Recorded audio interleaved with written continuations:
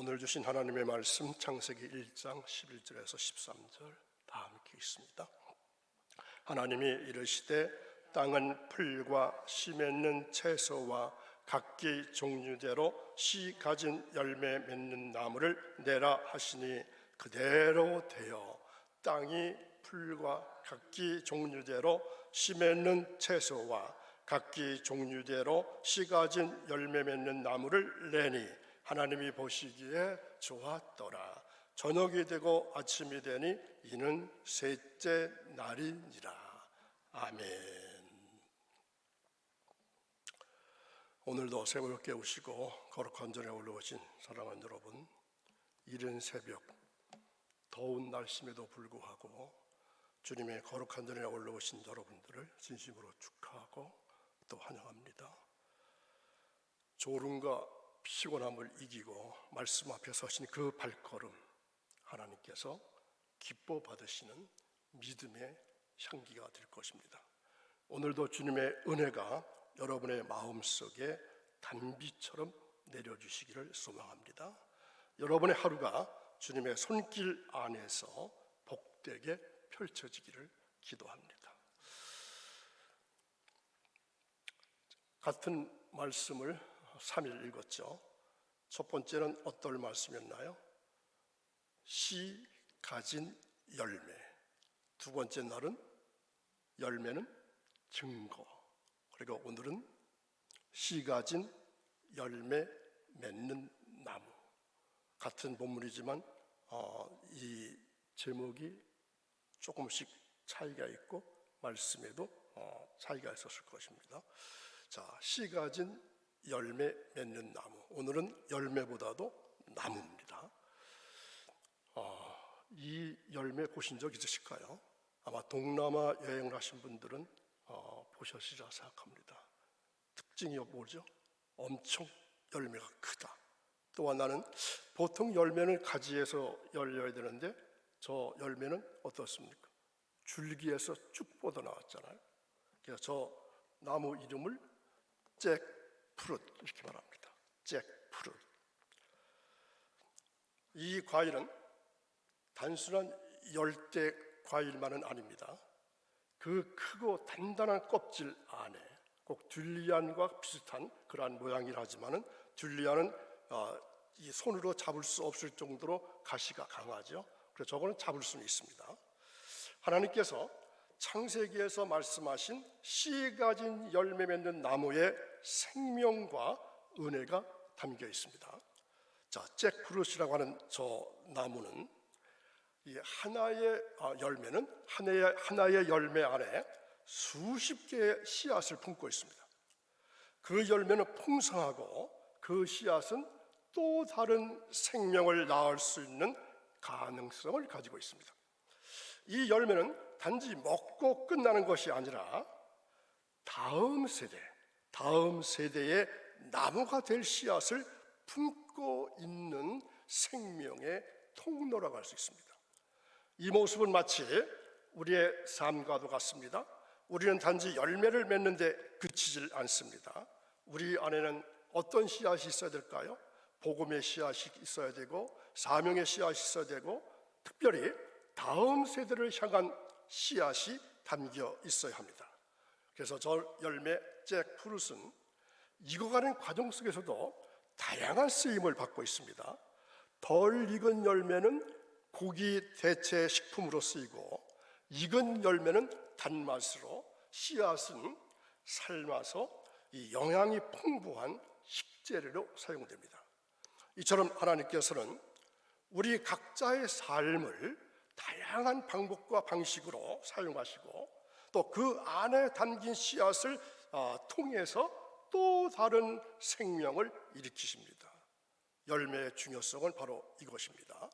우리는 단지 열매를 맺는 나무가 되어서는 안 됩니다. 우리는 씨를 가진 열매 맺는 나무입니다. 우리 안에 있는 믿음의 씨앗이 다음 세대와 이웃에게 흘러가기를 소망합니다. 자, 저 나무는 아시겠죠? 무화과 나무죠. 푸른 잎사귀 사이로 여러 개의 무화과 열매가 익어가는 모습으로 달려 있습니다. 어떤 열매는 아직 푸르고 어떤 것은 자줏빛으로 성숙해 가고 있습니다. 이 무화과 나무는 예수님께서 실물 교훈으로 사용하신 나무이기도 합니다. 씨를 품은 열매, 가난한 자에게 먼저 내어주는 파괴, 그리고 상품 가치 있는 테나의 의미를 시각적으로 잘 담아내고 있습니다. 하나님께서는 셋째 날 땅에 풀과 씨를 맺는 채소, 그리고 씨 가진 열매 맺는 나무를 종류대로 내라, 이렇게 명령하셨습니다. 그리고 그대로 되었다고 말씀합니다. 하나님께서 말씀하신 그대로 이루어졌습니다. 이 말씀은 단순히 식물의 창조를 넘어서 우리 삶 속에 열매 맺는 원리와 생명의 질서를 가르쳐 주시는 아주 깊은 진리가 담겨 있습니다. 하나님은 열매 그 자체보다 그 안에 다음 생명을 품은 씨앗을 강조하십니다. 이는 곧 우리의 삶도 결과보다는 과정, 겉보다는 속, 또 현재보다는 미래를 품은 존재로 살아가야 함을 의미합니다.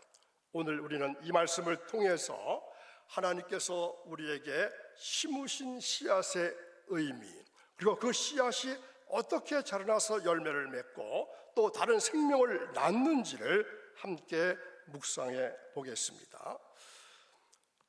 자, 예수님께서 십자가의 고난을 앞에 두시고 이 베다니에서 예루살렘으로 향하시던 길에 시장하셨다고 성경을 말씀합니다. 그때 길가에 잎사귀가 무성한 무화과 나무를 보시고 열매가 있을 것이다, 이렇게 기대하시고 다가가셨지만 열매가 있었을까요? 없었을까요? 없었죠. 예수님은 그 나무를 향해서 말씀하셨습니다. 이제부터 영원토록 사람이 내게서 열매를 따먹지 못하리라. 그리고 그 나무는 말라버렸습니다. 잎이 무성하면 열매도 있어야 합니다.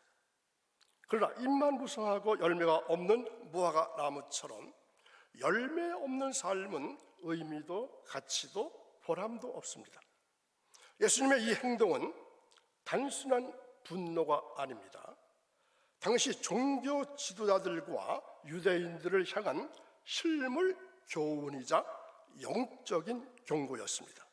우리의 삶은 잎사귀만 무성한 나무가 아니라 열매를 맺는 나무가 되어야 합니다. 잘 들어보지 않은 단어죠? 파괴, 테나 들어보셨을까요? 자, 이거 조금 설명이 필요합니다. 자, 파괴와 테나, 이 의미입니다. 첫 열매의 의미. 이스라엘 지역의 무화과 나무는 1년에 5번쯤 열린다고 합니다. 여러분, 우리나라 마켓에도 이 오렌지가 많죠? 캘리포니아 오렌지는 몇 번 열릴까요? 2번 열립니다. 그래서 마켓에 가득하게 이 오렌지를 보면은 이 캘리포니아 오렌지가 열렸구나, 그걸 저는 느끼게 되거든요. 근데 이 파괴와 테나, 이 5번 열매를 맺습니다. 그중 첫 번째 열매가 파괴라고 합니다. 또 그 후에 열리는 열매들을 테나 이렇게 부릅니다. 파괴는 6월절 즈음에 맺히면서 맛이나 영양가는 떨어지지만 누구에게 필요할까요? 가난한 자들에게 필요한 열매입니다. 가난한 자들이 먼저 따먹는 열매입니다. 테나는 상품 가치가 있는 열매로 파괴가 먼저 떨어져야 제대로 맺힐 수가 있습니다. 5번 열리게 되는데 첫 번째 열매는 주인이 상관하지 않는다는 겁니다. 따주어야지만 두 번째 열매에서부터 좋은 가치 있는, 상품 가치 있는 열매가 맺는다는 것입니다. 그럼 주인이 그걸 딸까요? 거의 안 따고 그냥 내버려 두는데 그것은 가난한 사람들이 가서 따먹게 내버려 두는 것입니다. 자, 그래서 예수님께서 저렇게 무성한 나무 잎이 많은 무화과나무 옆을 지나가셨습니다. 그런데 열매가 있나 찾아봤더니 열매가 없다는 거죠. 대부분의 주인은 파괴를 따내는 수고를 하지 않습니다. 가난한 자들이 알아서 따먹었기 때문이죠. 예수님께서 찾으시던 열매가 바로 이 파괴입니다. 태어나를 찾으신 것이 아니라 저 파괴, 가난한 자들이 먹어야 하는, 가난한 자들이 나누어 먹어야 하는 저 파괴를 찾으신 겁니다. 파괴가 열리지 않았음을 예수님은 꾸짖으신 겁니다. 이 열매의 상징이 뭘까요? 바로 나눔입니다. 가난한 자를 살리는 첫 열매, 나눔의 상징입니다. 예수님은 열매 없는 무화과나무를 책망하시면서 나눔 없는 종교와 자기 중심적인 신앙을 경고하신 겁니다. 예수님은 상품가치 있는 열매보다 가난한 자를 살리는 첫 열매를 찾으셨습니다. 파괴는 작고 덜 익었지만 누군가에게는 생명을 이어주는 귀한 열매라는 것이죠. 우리의 삶도 맛있고 보기 좋은 태어나만 바라보기보다 먼저 내어주는 파괴의 열매를 맺어야 합니다. 신앙은 나를 위한 만족이 아니라 누군가를 살리는 나눔의 실천이어야 합니다. 내가 가진 시간, 내가 가진 물질, 내가 가진 은사, 내가 가진 말씀, 그것이 누군가에게 생명이 되고 있을까요? 주님은 우리가 내어놓은 첫 열매를 통해서 사람과 섬김의 향기를 받으시는 겁니다. 오늘 나는 누군가에게 복음의 첫 열매를 내어주고 있으실까요? 오늘 나는 누군가에게 복음의 첫 열매를 내어주고 있습니까? 하나님께서 말씀하시자 땅은 풀과 씨 맺는 채소, 그리고 씨 가진 열매 맺는 나무를 종류대로 내었다 했습니다. 땅은 단순한 흙이 아닙니다. 우리의 심령과 삶을 상징하는 영적인 밭입니다. 하나님의 말씀이라고 하는 씨앗이 우리 심령에 심겨질 때 싹이 나고 자라서 열매를 맺게 됩니다. 문제는 내가 어떤 땅이냐 하는 것입니다. 길가, 돌밭, 가시덤불, 좋은 땅, 어떤 땅이죠? 말씀을 받아들이는 태도에 따라서 열매와 모습은 또 달라집니다. 좋은 땅이 되려면 회개의 쟁기로 아주 깊이 갈아엎어야 합니다. 하나님의 말씀은 우리 심령을 갈아엎고 새롭게 해서 열매 맺는 삶으로 이끌어 주십니다. 하나님께서 우리에게 심으신 씨앗은 단순한 정보나 지식이 아니라 생명을 품은 진리의 말씀입니다. 밭은 우리의 심령이고 시간과 달란트, 물질과 능력까지 하나님께서 허락하신 영적인 환경들입니다. 그래서 말씀의 씨앗은 그 밭에 심겨져야 싹이 나고 꽃이 피고 마침내 열매를 맺게 됩니다. 이 과정은 쉽지 않습니다. 신앙의 본질은 자라남과 열매 맺음에 있습니다. 우리는 말씀 받을 때 기도로 준비하고 순종으로 반응하고 하나님의 뜻을 이루어 가야 합니다. 말씀은 씨앗이고 우리의 삶은 그 씨앗이 자라난 밭입니다. 창조에는 두 가지 종류가 있습니다. 방식이 있습니다.